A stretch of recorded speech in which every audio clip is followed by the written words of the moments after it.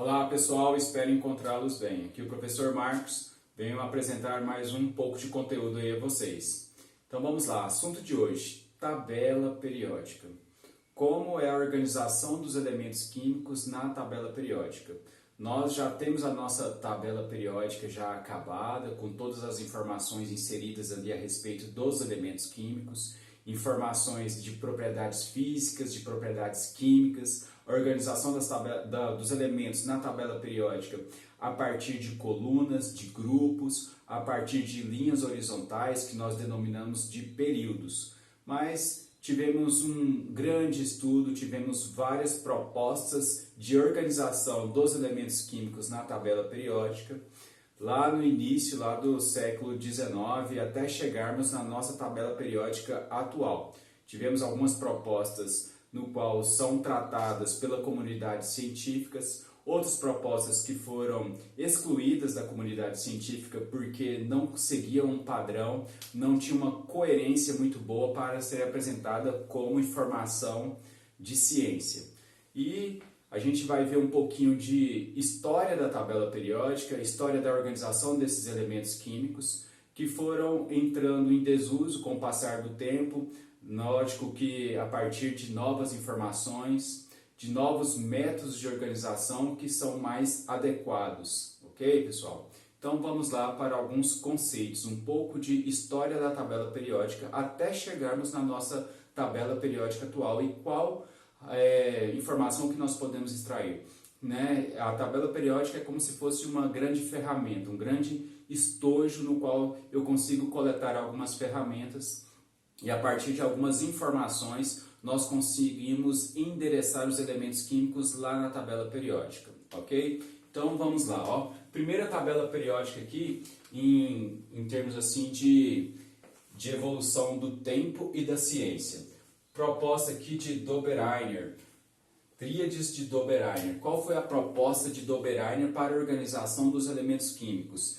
Tríades, que vem do conceito de 3, né? Da base de número 3. A proposta de Dobereiner foi organizar os elementos químicos em tríades, no qual o elemento químico central, a partir de 3 elementos químicos, possuía uma massa atômica igual à média aritmética dos seus vizinhos. Exemplo, aqui nós temos aqui uma tríade, cloro, bromo e iodo, no qual a massa do bromo corresponde à média aritmética do cloro e do iodo.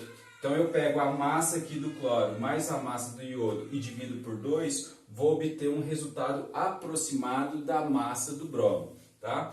Essa foi a proposta de Dobereiner, colocar os elementos químicos organizados a partir de tríades. Tríades corresponde à média aritmética de 3 elementos químicos, no qual o elemento químico central possuía uma média da massa atômica dos seus respectivos vizinhos. Essa foi a proposta lá em 1817, feita por Dobereiner, que foi sendo substituída porque esse método de organização não seguia um padrão linear a partir do momento que foram descobertos novos elementos químicos, ok? Depois, em 1862, nós tivemos uma proposta feita por Champ-Courtois, francês Champ-Courtois. Foi conhecida popularmente como parafuso telúrico de Champ-Courtois. Parafuso, imaginem vocês um parafuso. Nós temos aqui, supondo aqui esse pincel como um parafuso, um cilindro, no qual ele organizou esses elementos químicos aqui em um cilindro.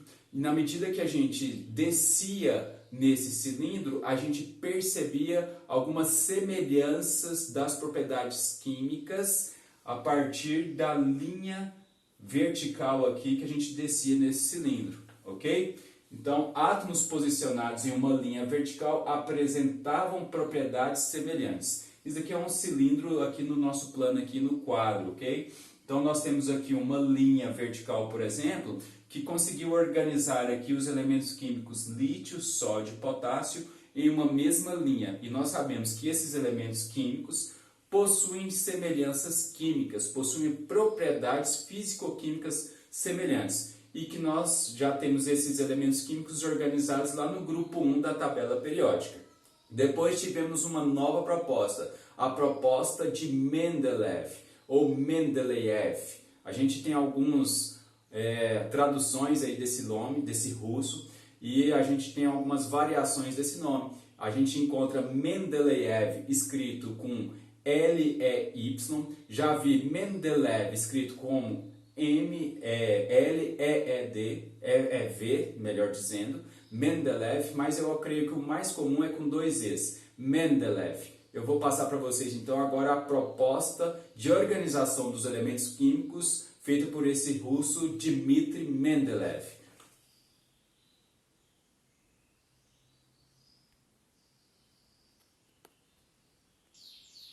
Então vamos lá, proposta de Mendeleev.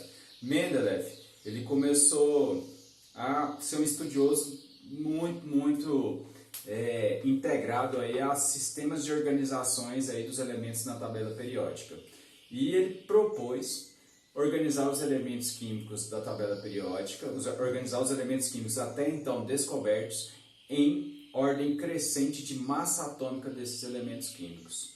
E uma das grandes charadas que é empregada aí a Mendeleev é que até o momento tinha sido descoberta uma quantidade de elementos químicos e ele deixou espaços vazios nessa organização dos elementos químicos, já prevendo a descoberta desse futuro elemento químico que preencheria as lacunas que ele deixou lá, esses espaços vazios. Então ele deixou lacunas que posteriormente a comunidade científica descobriu a existência desse elemento químico que preencheria os espaços propostos lá na tabela organizada aí por Mendeleev, ok? Então Mendeleev organizou os elementos químicos de acordo com a ordem crescente da sua massa atômica. E depois, posteriormente, nós tivemos uma proposta de um britânico, um cientista britânico, um físico, no qual ele apresenta uma organização dos elementos químicos a partir da ordem crescente de seu número atômico. E essa proposta ela é utilizada até hoje, que deu origem à tabela periódica que nós temos como ferramenta básica aí da química, tá? A organização dos elementos químicos em ordem crescente dos seus respectivos números atômicos. Essa proposta foi feita por Henry Moseley, no qual ele relacionou o número atômico com o tipo do elemento químico, ou seja, propriedades dos elementos químicos estavam relacionadas com o número atômico. Então, as propriedades físico-químicas, características desses elementos químicos estão diretamente associadas com o seu respectivo número atômico. E essa organização, ela tem uma proposta mais bem elaborada. Portanto, é a mais usada hoje, é a base aí da nossa tabela periódica. Ok, pessoal? Então temos aqui a nossa tabela, famosa tabela periódica, no qual nós temos aqui organizados os elementos químicos naturais e os sintetizados, tá? Os sintéticos, os elementos químicos obtidos a partir de reações químicas dentro de condições específicas laboratoriais que condicionam a existência desse elemento químico, ok? Então, tabela periódica. Nós temos aqui na tabela periódica 18 grupos, 18 colunas verticais e nós temos 7 períodos, 7 linhas horizontais, ok? Esses elementos químicos foram organizados de acordo com a ordem crescente de seu número atômico. Lembrando que o número atômico de um elemento químico corresponde à quantidade de prótons que ele possui no núcleo. E para um elemento químico no seu estado fundamental, ou seja, ele é um elemento químico neutro, a quantidade de prótons dele é numericamente igual à quantidade de elétrons. Então, a partir dessas informações de número de prótons, número de elétrons, nós conseguimos desvendar a localização desse elemento químico na tabela periódica. Nós conseguimos endereçar o período em qual linha horizontal esse elemento químico está na tabela periódica e o seu respectivo grupo, a sua respectiva coluna na tabela periódica, ok? Olhem aqui, pessoal, estão 7 linhas horizontais e 18 grupos. Essas duas séries horizontais aqui, que são a série dos lantamídeos e série dos actinídeos, elas foram extraídas daqui de dentro.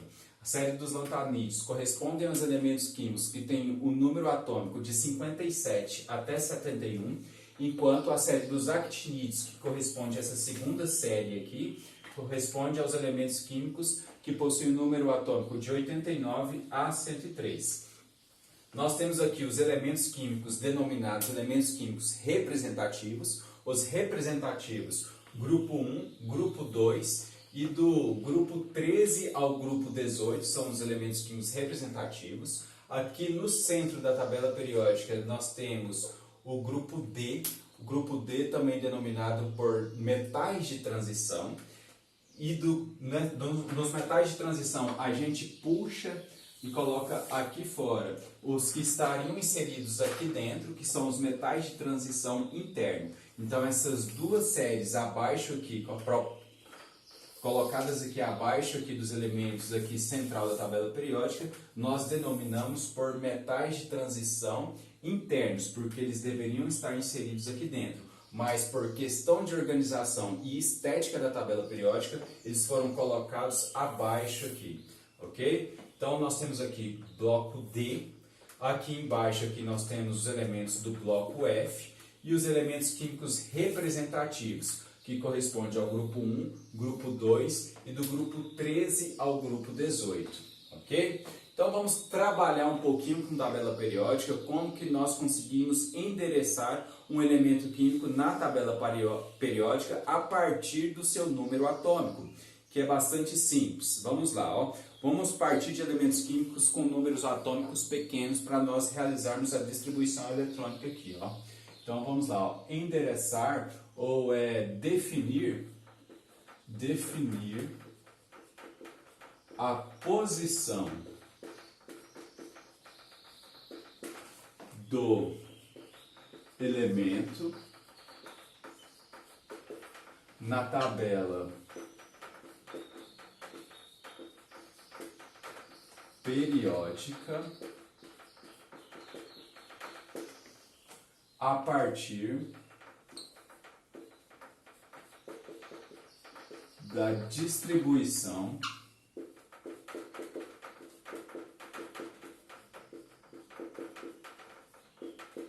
eletrônica em ordem crescente de energia dos subníveis, ou seja, ordem crescente de energia dos subníveis. Vamos lá, ó. Letra A. Hidrogênio que possui número atômico igual a 1. O hidrogênio, pessoal, ele é colocado aqui no primeiro grupo da tabela periódica, que recebe o nome especial, que são os elementos químicos denominados por metais alcalinos, porém o hidrogênio não é um metal alcalino. Ele possui apenas um elétron, o seu subnível vai terminar lá em S1, né? Apenas um elétron, a única forma de colocar esse elétron no subnível corresponde a S1, e por questão organizacional é que ele foi inserido aqui no grupo 1 da tabela periódica.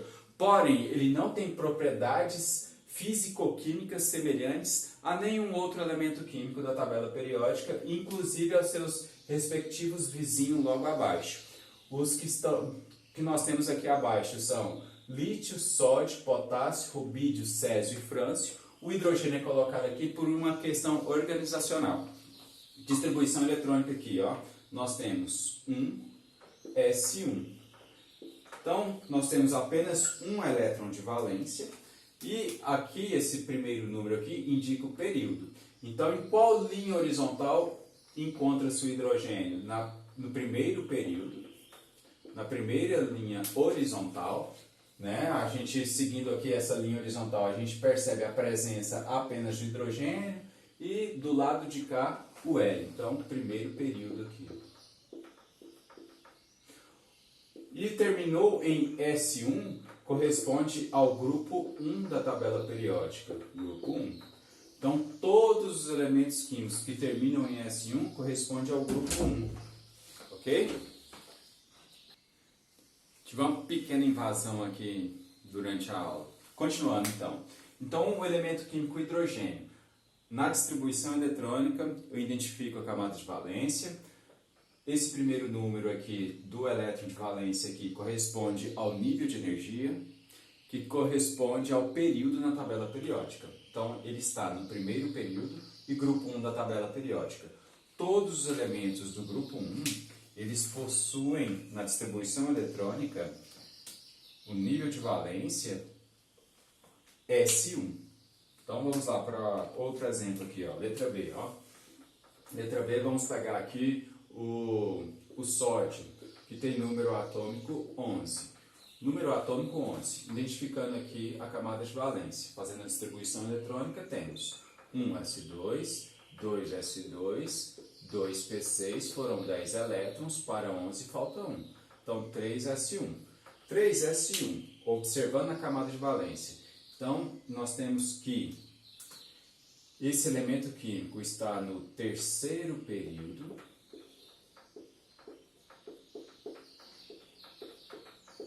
Grupo 1.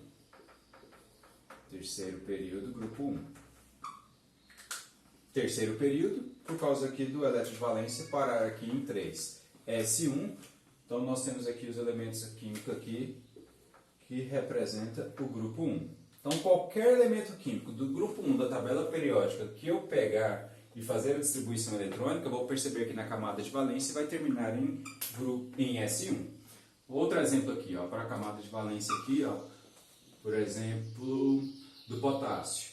Potássio tem número atômico igual a 19. Então, temos 1s2, 2s2, 2p6, 3s2, 3p6, vamos fazer a nossa contagem, 2, 4, 10, 12, 18.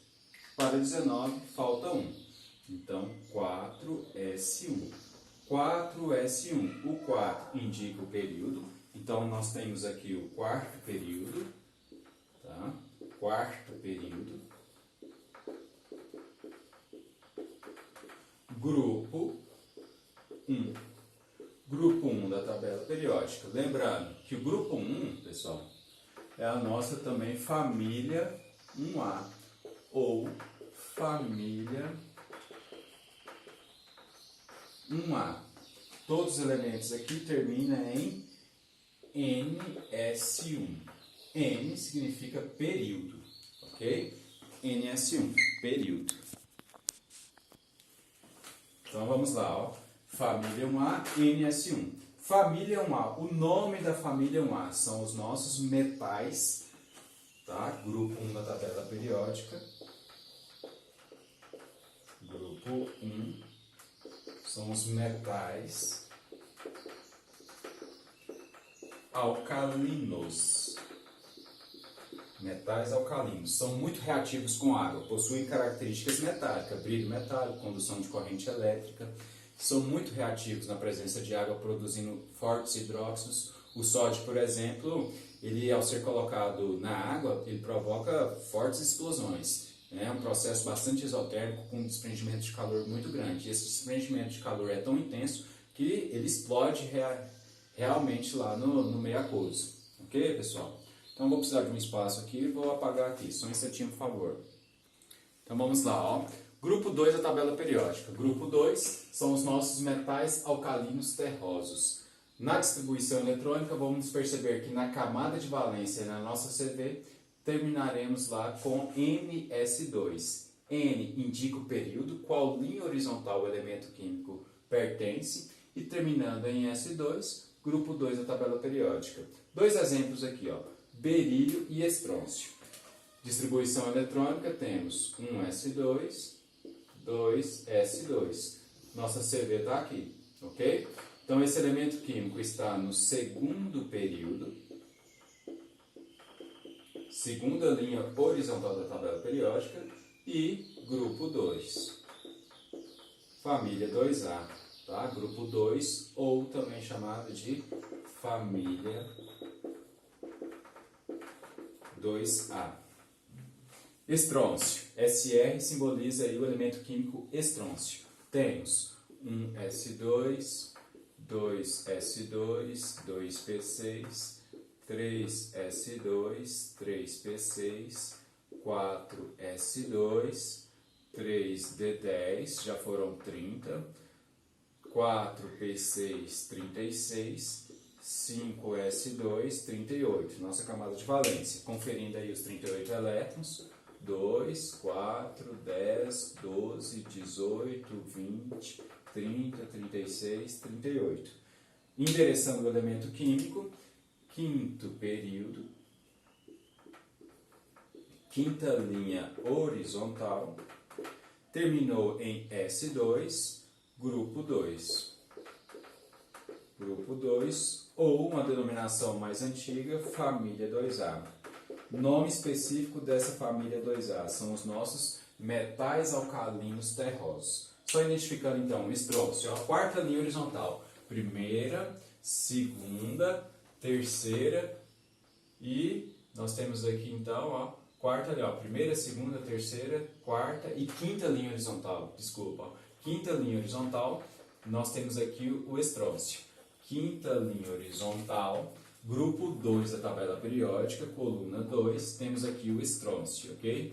Estrôncio aí presente aí em alguns fogos de artifício, metal alcalino terroso. Então vamos para o próximo lá, vamos pular aqui os nossos metais de transição. Aqui nós temos elementos do bloco D.